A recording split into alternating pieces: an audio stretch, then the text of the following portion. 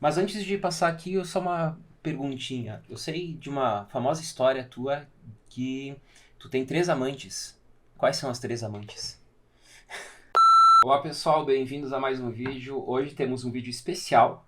Eu convidei o professor Décio, que vocês já conhecem, para falar sobre livros de filosofia e depois faremos outro vídeo sobre livros de literatura que marcaram a vida dele. Então, nesse primeiro vídeo, nós falaremos de filosofia, inicialmente, depois algumas obras que te marcaram. É uma trajetória inteira na filosofia e, portanto, né, tem obras de todos os períodos aí que são importantes. Mas antes de passar aqui, eu só uma perguntinha. Eu sei de uma famosa história tua que tu tem três amantes. Quais são as três amantes? Bem, Já complicou, né? é um momento atroz e que fere normalmente atrás, né? Então, quais foram as minhas três amantes? Já falei isso numa palestra na livraria Arco da Velha. A primeira amante, linda. A segunda, belíssima. A terceira, uma joia de beleza. Mas três? Três. Promiscuidade. Não é isso. É que a primeira foi a literatura. A segunda foi a história.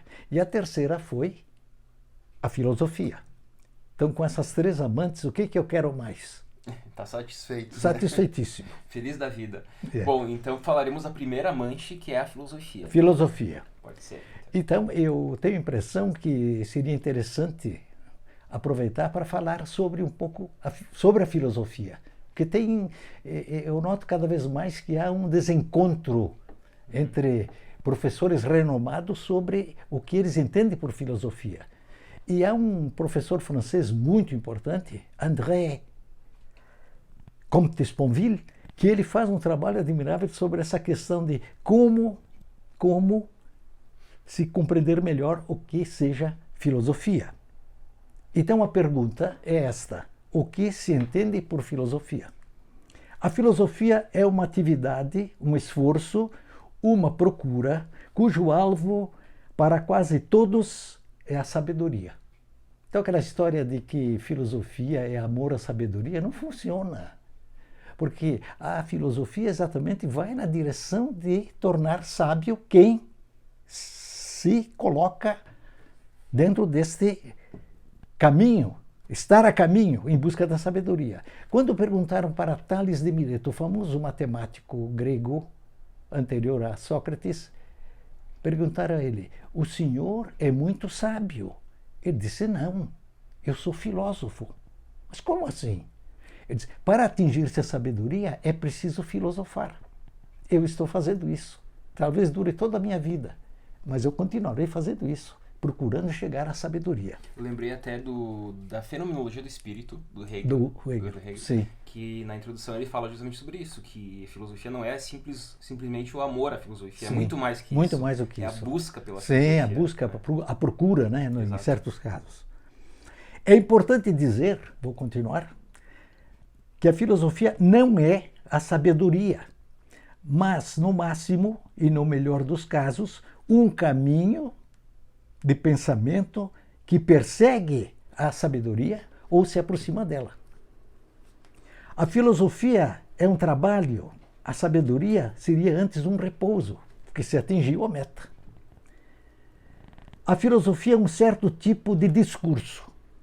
A sabedoria, uma certa qualidade de silêncio.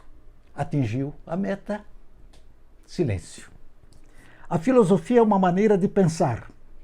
A sabedoria, uma maneira de viver. Como caracterizá-la? Desta forma.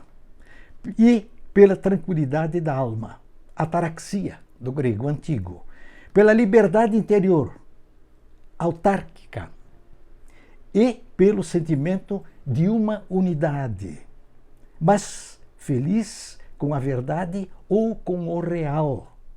O amor fati de Nietzsche ou dos estoicos.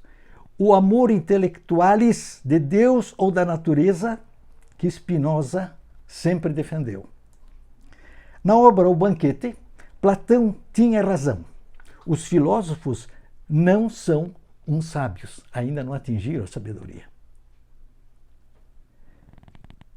nem os ignorantes, porque não precisam de filosofia. Os ignorantes não filosofam. Então, portanto, se os ignorantes não podem e os sábios não precisam, quem pode então deve filosofar? Somente aqueles, ou seja, todos nós, inclusive os que nos observam de mais longe, né, que estão entre os dois, entre os sábios e entre os ignorantes. Nós estamos no meio. Exato. Essa é uma boa definição. Eu gosto também muito da definição de Pitágoras, né? Que Sim. cria o conceito e que diz que Sim. isso um pouco de estar muito distante. Bom, quem tem a sabedoria são os deuses. Sim. Os seres humanos jamais vão atingir ela porque não são Exato. deuses, Exatamente. mas estão no caminho. Né? Exatamente. Então, vamos para os livros. Bem, os livros eu fiz uma escolha assim meio aleatória, porque de fato, eu vou colocar alguns livros, eu li tantos livros de filosofia, Imagina. eu tenho aqui... Quantos anos? Bem, quase 40 anos. Né? Então, eu vou dar algumas opções para quem se interessa, mas eu não vou abarcar, por exemplo, muitos filósofos, impossível, 10 livros, né? Não, até o pedido foi cite 10 livros que te marcaram. Sim. Mas, obviamente, tem muito mais que 10. Né? Então, sim, claro. E eu sempre digo, eu não me entrego apenas a um filósofo. Aqueles que dizem assim, sou especialista em tal filósofo, e você é em Nietzsche? Eu digo, não. Eu fiz uma dissertação sobre Nietzsche, mas eu não sou especialista, né? Então, aqui eu teria o seguinte... O Fédon da imortalidade da alma em Platão. Eu trabalhei, inclusive, vários semestres e com o senhor também, né? Então, o que é? O Platão mostra que, na verdade, a alma não morre, ela é imortal. Porque ela faz parte, por assim dizer, da razão, né? E não do corpo, nem dos sentimentos. Isso desaparece. O segundo livro é a Política de Aristóteles. Mas quem lê a Política de Aristóteles tem que ler necessariamente a Ética Nicômaco, porque as duas obras elas se encaixam perfeitamente. Quem leu a Ética de Nicômaco terá que ler a Política de Aristóteles. Sim. Então, 2 em 1 aqui, né? Exato. Então, 2 dicas em 1. Ainda, em Sêneca, os estoicos, que têm uma importância muito grande na história da filosofia, escolhi Sêneca com aquela obra A Filosofia como Formação do Homem, a formação do ser humano. Então, coloquei ali o Sêneca porque achei importante. Poderia colocar o Marco Aurélio, mas não coloquei porque senão os 10, né? Estoicos, né? Mas o estoicismo hoje está sendo muito comentado, muito lido, inclusive. Exatamente. Os 3 Bem, o cristianismo antes o cristianismo ser influenciado pelos estoicos, quem é que ficou influenciado pelos estoicos? Cícero, o grande cidadão romano. Sim. Eclético, mas com pé no estoicismo. Exatamente. Depois, Confissões. Livro 11º, O Homem e o Tempo, Agostinho. Isso é fantástico. Esse capítulo do livro 11, eu sempre recomendo para a gurizada, quando querem ler alguma coisa interessante, leiam isso aí que vocês vão gostar muito. A Utopia, de Thomas More, que todo mundo chama de Morus, né? Mas é Thomas, a pronúncia inglesa, por favor, TH, Thomas More. Né? Então, isso aqui é importante porque vem aquela tendência de procurar criar um mundo novo através da invenção do autor e da imaginação do autor. Né?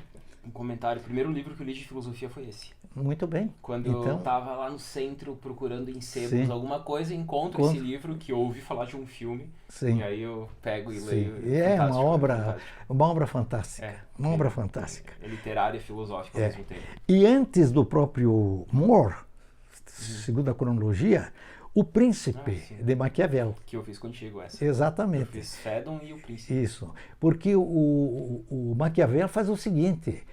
Ele relata o que de fato está acontecendo, enquanto que Aristóteles fala no que poderia melhorar, mas não está presente. Ele já trata do presente, do concreto que aí está. O Maquiavel seria uma espécie de vamos dizer assim, não gosto de usar essa expressão, cientista político. Sim. Não sei quem é que inventou essa, bom, mas existe. Né? Então, ele seria um cientista político e o Aristóteles seria um filósofo político. Sim, Se distinguem os dois. Depois, não podíamos deixar de lado o Descartes, né? Porque não começa a Idade Moderna. A Idade Moderna, como eu sempre repeti lá na universidade, começa com o Renascimento. Tem o Renascimento entre a Idade Média e a Idade Moderna. Começa lá. Então, Descartes não é o iniciador da Idade Moderna.